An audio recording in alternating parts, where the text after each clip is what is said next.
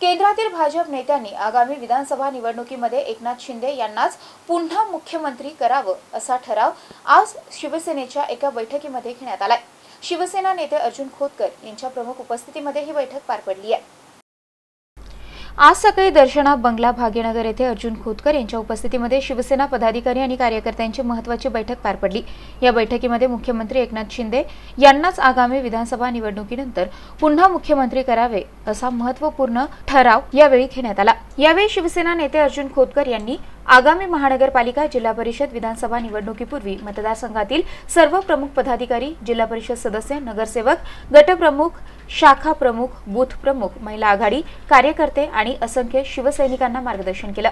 यावेळी युवा सेना सचिव अभिमन्यू खोतकर, संपर्क प्रमुख पंडित भुतेकर, जिल्हा प्रमुख भाऊसाहेब भुगे, मोहन अग्रवाल, शहर प्रमुख विष्णू पाचफुळे, आत्मानंद भक्त, युवा सेना जिल्हा प्रमुख शैलेश घुमारे, ॲडव्होकेट सुनील किगावकर, ॲडव्होकेट भास्कर मगरे, महिला आघाडीच्या अध्यक्षा कलिंदा ढगे, संतोष मोहिते, मेघराज चौधरी, दिनेश भगत यांच्यासह शिवसैनिकांची उपस्थिती होती।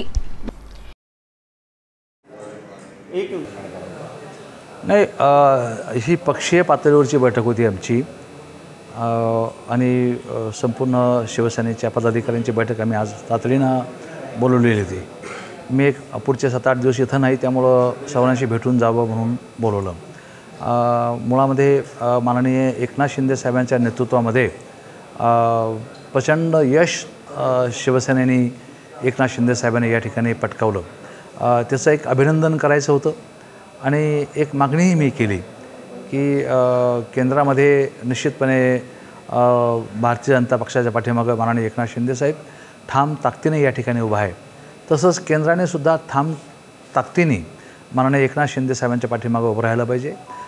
पुढचा मुख्यमंत्री म्हणून माननीय एकनाथ शिंदे साहेबांना आत्ताच त्यांनी घोषित केलं पाहिजे, अशा प्रकारचा ठराव आमच्या बैठकीमध्ये झाला आणि ते माननीय पंतप्रधान महोदय अमित शाह साहेबांनी मुख्यमंत्री म्हणून घोषित करावं अशी मागणी आम्ही केली।